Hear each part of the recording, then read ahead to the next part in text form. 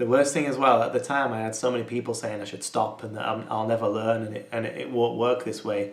But those people, oh, they're so wrong.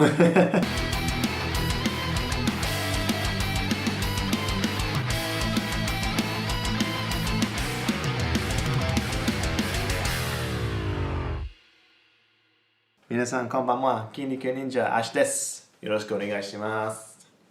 さあね、日本人のためにフィットネス系動画を撮影しています。YouTube でなんか人気になってます。そのために日本語を勉強しています。僕の夢はね、サスケというテレビ番組を登場したいんです。それは僕の夢です。お願いします。招待してお願いします。And for that reason, I spent a long time learning Japanese to make sure my Japanese was awesome. Lots of my subscribers have asked me, oh, please will you make a timeline so we can see exactly how long it took you to get from one point of learning to another. And so I thought, yeah, why not? Let's break it down completely the whole way through. Filming this video off the back of another video, just filmed in Japanese, a vlog style video. Go away. Filming a vlog style video in Japanese, talking about how I did 100 pull-ups every day for 30 days, and I'm hoping that's gonna become quite popular. Lots of my other videos that I filmed in Japanese have become rather popular with my Japanese audience, but also with my English speaking audience that are hoping to one day learn Japanese. Like I say, they keep asking me how long it's taken me, how long I've been studying, so I thought I'd lay all my cards on the table, talk about the whole process from day one, knowing absolutely nothing, to Kore wa pen desu, to the position I am now. Let's go. Are you going to play with that thing the whole time? Can't get... This is why I don't make so much content for YouTube. There's not one quiet moment in this house, I swear. So, for those that don't know me, I'm a teacher by day, but by night I am a YouTube content creator slash wannabe athlete slash wannabe YouTube superstar. Just trying to... I'm one of those goal-orientated people that just wants to move things along and be a better me than I was the day before. As a British man born and raised in Yorkshire, my two hobbies of fitness and Japanese video gaming, I decided to bring them together. For those that are new to the channel, it's a bit of a backstory there of how this channel came to be. I don't make videos for a particular audience, I just make videos that either people ask me to make or that I think people will find interesting or people will find helpful. So if I help just one person, I'll be super happy. Please let me know if I did help you out in the comments later on when we get further into this video. Also, speaking of in the comments, I noticed the other day that 87% of my audience are not subscribed to my channel. So if you do find this helpful, please don't forget to hit like and subscribe along and we can learn Japanese together. What do you want? What's this for? Go away. So, where do we start? I started learning Japanese in 2009 when I went to university alongside my teacher educational course. Classes were super strict and the teacher was so, what's the word, dull. She was really rigid and she wouldn't teach us outside the curriculum at the time. I remember writing things in Romaji and being really frustrated with it because the words didn't match up the same, like arigato with an O is how they spell it in Romaji, but arigato u is how it's spelled in hiragana. So I didn't like the way that the two didn't match. I thought that to learn Japanese you really need to learn the characters. So I spent 2 weeks every day writing them out, look, cover, write, check, the same way I teach my kids at school how to do their spellings in English. That's the way we learned hiragana and katakana. And I went back to the class and I showed the teacher, look what I can do, I can write this in this. And she scorned me, she really shouted at me. And the final straw was one day that she sent me some homework and I told her that it was a bit easy for me, can I have something a bit more appropriate to my level? And she absolutely screamed in my face about how I shouldn't speak to my teacher like that and how dare I be so rude and etc, etc, etc. And I never went back. I mean, by that point I had got to quite a decent conversational level, and I say a decent conversational level, toire wa doko desu ka? It was the sort of level I was at. I was happy with my results. I managed to get to Japan and get around Japan fairly well on that level as a tourist back in 2010. So yeah, a year of learning. But since that point, I didn't study at all until a couple of months before I went again in 2012. And then from 2012, I didn't study at all whatsoever until 2018. 2018, when I decided I would study Japanese for an hour at least every single day and hopefully become fluent. So yeah, that day in 2018 I decided to take hold of the AJATT method. It's now known as the MIA approach, or the refold method I think he's called it now, the guy, Matt versus whatever his name is. But back then it was called AJATT, and that's the way I did it. It stands for all Japanese all the time, which is a very all or nothing approach to language learning, where you turn your whole surroundings into Japanese whether you understand it or not, in hopes that you absorb it in the same way that an infant would absorb their native language. And I did have a little go of it before I went to Japan the first time around. I remember I was doing my Japanese classes on an evening, and a friend of mine was learning alongside me as well, but he started with the AJATT method, like from scratch. He didn't learn like I did with textbooks and a very tough teacher. He started with the AJATT method off the bat, and his week 1 was the same as my like 12-week mark. His week 3 he had far surpassed me, and by week 6 when I was going to Japan, he was using kanji. He was reading books like written by natives. I'm not sure how much of it he understood, but he was so much better than I ever wished I could dream of by that point. Like again, as the old saying goes, use it or lose it. And following 2012, I didn't use Japanese at all whatsoever. And when I came back, I carried on with the AJATT method. Now, lots of people say that the AJATT website is really, really difficult to follow, and I completely agree. It's just a mess of waffle. That's the only way I can describe it, waffle. It just goes on and on and on and on and on, and there might be 3 or 4 pages of writing before it actually tells you anything to do with the Japanese advice. But there's 3 simple rules. Rule number 1, do everything you'd normally do, but do it in Japanese. Thanks to the internet, it's easily done, right? Just pop on Netflix, turn the language to Japanese, and then you've got your favourite TV show, but it's in Japanese. If you like climbing like I do, there's plenty of climbing tutorial channels on YouTube, all in Japanese. We're a very, very rich environment with literature, and literature is not just something that's written down, it can be any sort of medium. There's all sorts of content in all different kinds of forms. Do whatever you do, but do it in Japanese. Number 2, look for +1 sentences. So this is a kind of game where you look for a sentence that you understand, but it's got 1 word in it that you don't understand. So you add that 1 word to your vocabulary bank by researching the word and looking it up and finding out how it works in that sentence. So no matter how short the sentence is, my dog's having a drink, no matter how short that sentence is, it can still be valuable to you. So yeah, find the meaning of that 1 word, and then you might find that word in another sentence with 1 more word you don't understand, and then you keep on building your vocabulary like that. Say you couldn't read the kanji for dog, seeing he's here, that would be inu. I'll put it on the screen now. So it might be inu desu being the sentence, it's a dog. You'd add that word to your vocabulary, and then you find this sentence, chisai na inu desu, it's a small dog. So now you've learned small, but you've also learned dog. So then that can be used and applied as you build up your vocabulary bank. Rule number 3, you're only allowed to look for words or sentences in content made by Japanese people for native Japanese people. Anything that's said by a foreigner is a no-no, because there's a high chance that it'll be incorrect. So yes, instantly disregard anything you've heard me say in Japanese, however impressed you may have not been at the time. I am not a Japanese person. I've only been to Japan a handful of times. I'm not the most fluent person in the world. I'm quite good, but I'm not the most fluent person. So with that in mind, take everything I say in Japanese with a pinch of salt, because I am not native. In this way, the Japanese language quickly turns from gibberish, where you understand nothing at all, to picking up a random word here and there, to picking up full sentences, to picking up whole phrases and paragraphs, and then it's just a game of looking for that 1 word you don't understand in a whole book or movie or TV show until you're completely fluent. So that's it really, just repeat step 2 until you are fluent. There are so many people that have got so much better at Japanese than me in so little time. because I have not had that much time every day to dedicate to it. There's people that have had all day every day and they've really gone full force with it and they've done a really good job. So you can do it.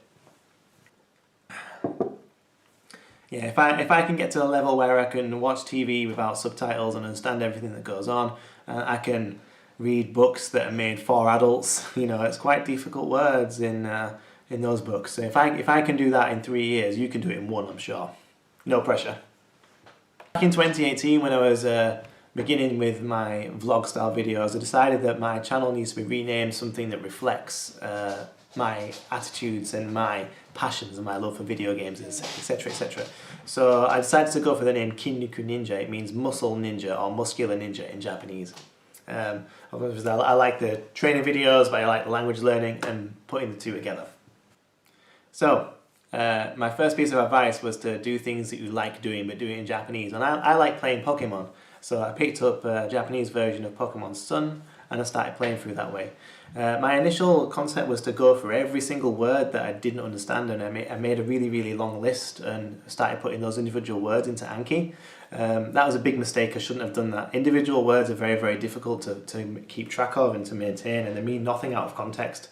Japanese is a very contextual language, and you have to know what something means in the moment, otherwise it doesn't really work. Okay? So if you find a word that you don't understand in a whole sentence, then you can use it, and because obviously it's made by a Japanese person, then it's okay for you to say it and repeat it. That's the best way to learn it.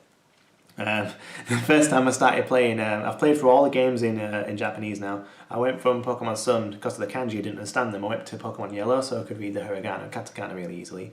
And it took me 3 hours to get to the same point that it might take someone who's of a native level to get to the same point in 20 minutes, and that's because I was looking at words constantly. But the amount of time it took me to get through it, it just took forever. But the next time round when I played the Pokemon Red version, it just came through so much quicker because I was adding all the words that I didn't know into Anki, which is the SRS app, Spaced Repetition System, which I've recommended before. On my 1 month video, I told you how I use Japanese, what's it called? Nihongo Shark Core Vocabulary Deck. And that was the basis for a lot of my words. I started adding to that deck sentences from Pokemon. And by the time the second playthrough rolled around, I knew so many words and it was just so much easier to get through completely. The first time round was not fun. I kept having to remind myself why I was doing it, because it wasn't for the gameplay experience, it was more for the language experience. And I had to try and think of that as the bonus of it all. It wasn't for the pleasure of playing the game at all, I could just do that in English. The goal was to absorb the vocabulary through a medium of which I enjoyed. The worst thing as well, at the time I had so many people saying I should stop and that I'll never learn and it won't work this way. But those people, oh, they're so wrong. I guess the main problem they had was they said that you'll never use words like thunderbolts in real life. And yeah, well, that's partially true. There are so many words in Pokemon and in anime and stuff like that that are real life words, and it's just a case of transferring the skills over, right? Yeah, fair enough, you don't say Pokemon every day or Thunderbolt every day, but I even went as far as making a video, which again I'll link in the description, where I went through the whole script of the first episode of Pokemon, and I set aside all the real life words and all the Pokemon only words, and I put them in a big spreadsheet so you can see exactly how much Japanese you can learn from Pokemon. It's worth checking out anyway. It's a bit of an old video, but yeah, it's before the rebrands, but it's worth checking out. Yeah, all the grammar, the punctuation, everything else, all those rules, they stay the same. The point I always use for that is the word kohaku, which I found in, what was it, Jurassic Park. Yeah, I was reading Jurassic Park and that word came up and I thought, I know that word, but that's from Pokemon. And it's a case of transferring the skills as well. This year, for example, I've been playing Pokemon Sword on the Switch, and I can count on one hand the amount of times I've had to look up a word. And for me, I think that's incredible. Like the difference between knowing nothing at all in the beginning of well, not nothing at all, but you know what I mean. That's like saying, oh, we're both millionaires, but you had $10 or whatever. You had $10 to begin with. It's not the same, you know. Yeah, I started with a little bit of knowledge, but in the grand scheme of things, I didn't really know very much from not very much in 2018, to being able to play a whole video game from start to finish and only looking up like 5 words. I mean, that's pretty good, right?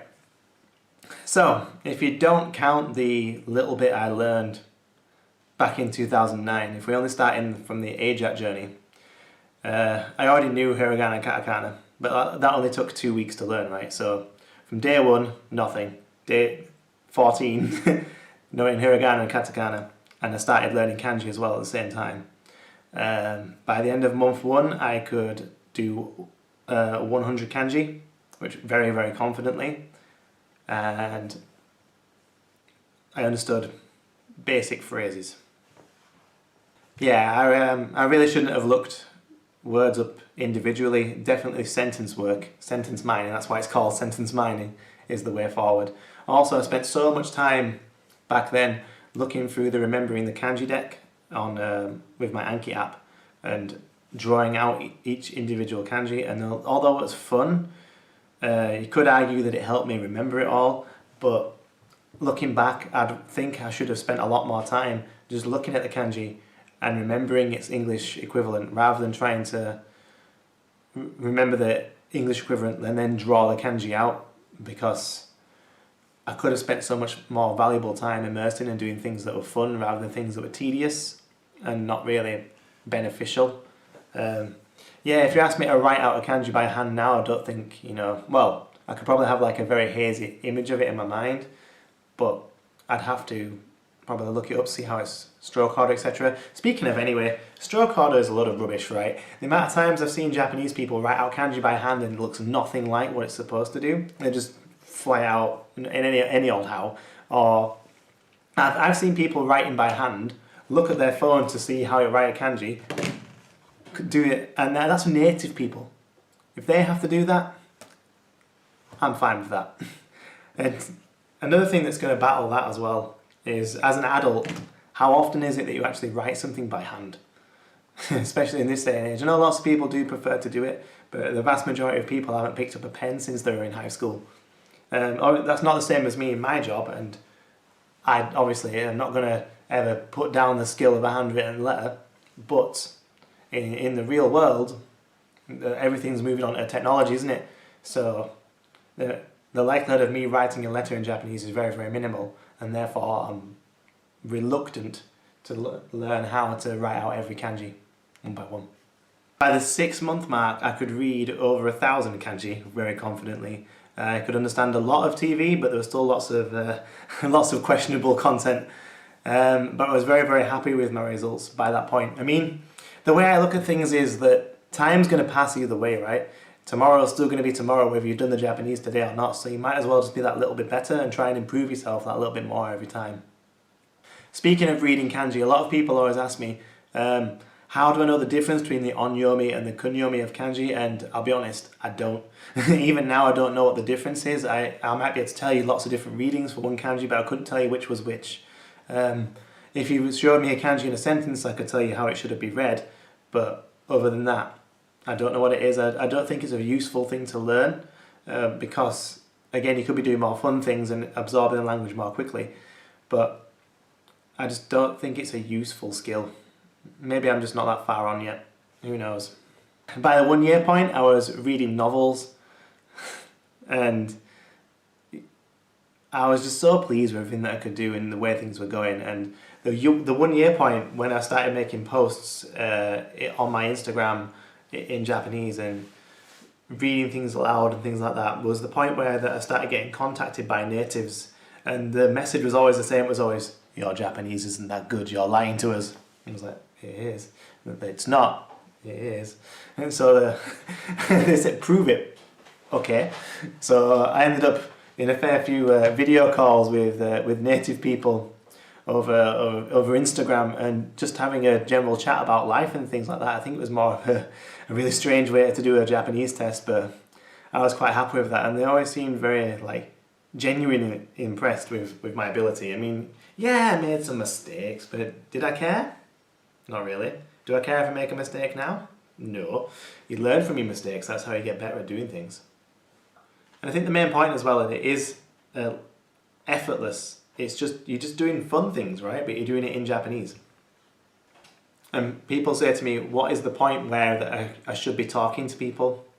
And I'm of the opinion of that language is for communication, and if you're not allowed to communicate using a skill you've been practicing, then what's the point?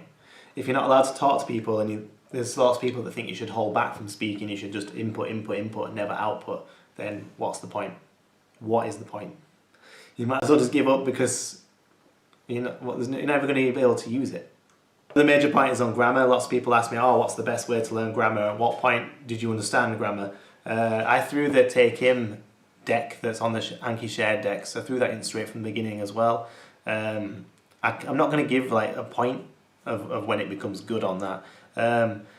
It doesn't tell you anything specific or how to learn any specifics about the grammar. It just shows you how it works in one sentence, and it's up to you to use and apply it in another. But it worked for me. I can't complain. So yeah, I mean, if you've been following my channel for a while, you'll see the ability level that I'm at now. And I wouldn't really call this point fluent, but it's what I expect to get to in the future, because it's just, again, rinse and repeat that second step of looking for a word you don't understand in a sentence that's been said by a native, and then add it to the vocabulary bank and just keep adding and adding and adding, right? It's as simple as that.